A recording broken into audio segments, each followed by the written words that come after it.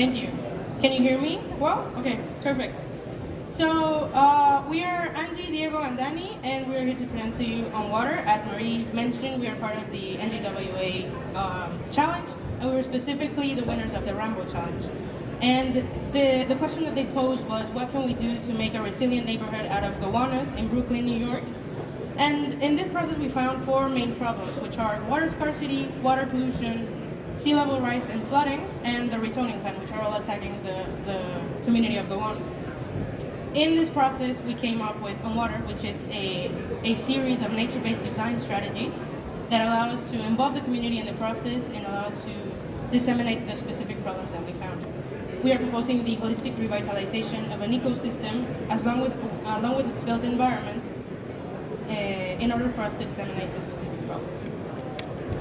This is going to be achieved through the use of chinampas and a green corridor. What we call chinampas is a structure that was developed in ancient Mexico by the Mexicas, and it was an agricultural system that was built where water was the main natural resource, so they were built on water.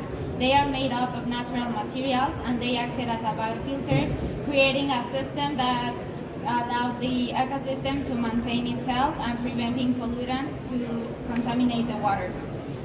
We will be having three typologies, which will answer to each one of the problems that were previously mentioned: to clean, to retain water, and we are also promoting one to grow crops so we can generate community within Gowanus.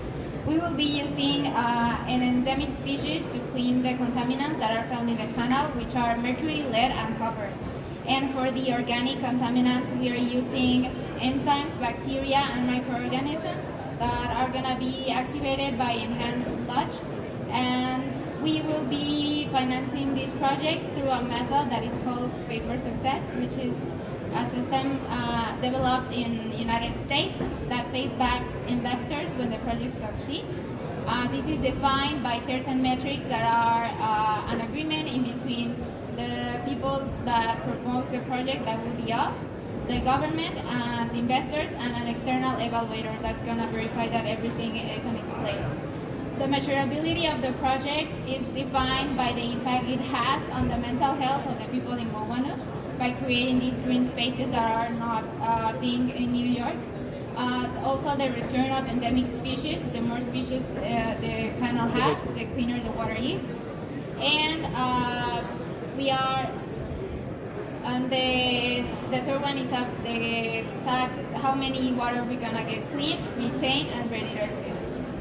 So, in conclusion, this is a floodable solution that allows the community to grow with it, and it allows us to involve the community in the entire process, not just the implementation of the chinampas, but also the maintenance of the chinampas, as well as we are providing a space for the community, a space for education, and a space for them to have mental health benefits, as Angie mentioned. Please give a big hand to OnWater.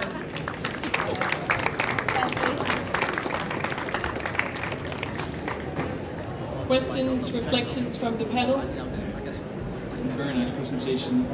What's the most important knowledge that you need from now on to move into the next step? We want to talk with technical experts that will reassure us in our findings and will guide us through the process of prototyping. We are seeking funding in order for us to be able to prototype the solution and in order for us to be able to do field work along with this technical evaluation and technical assistance in order for us to understand if the community has any other problems. We have been involved with the community, but at a distance, virtually. So we want to go there, have workshops, do field work, in order for us to truly understand if the project would be viable in their context.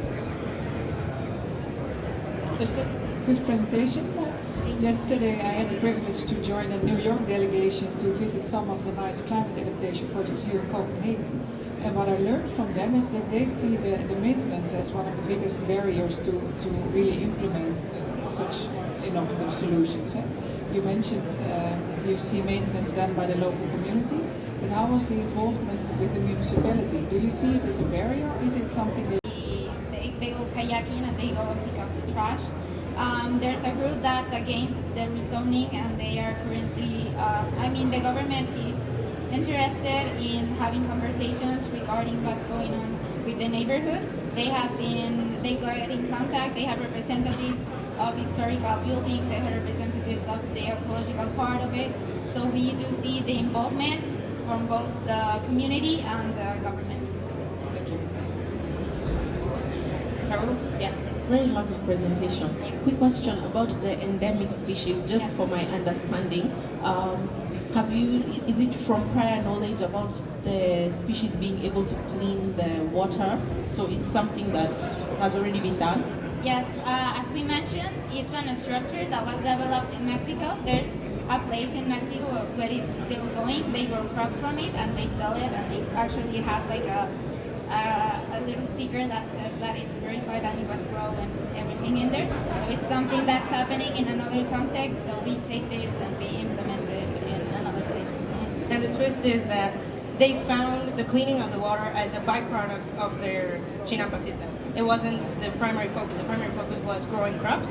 And the primary focus of our Chinampa typology is to clean the water through endemic species. And there are catalogs and research studies that indicate that the specific species that we found are actually able to clean the specific contaminants that are cataloged in the water. Yeah. Thank you very much, and please give a big hand to OnWater.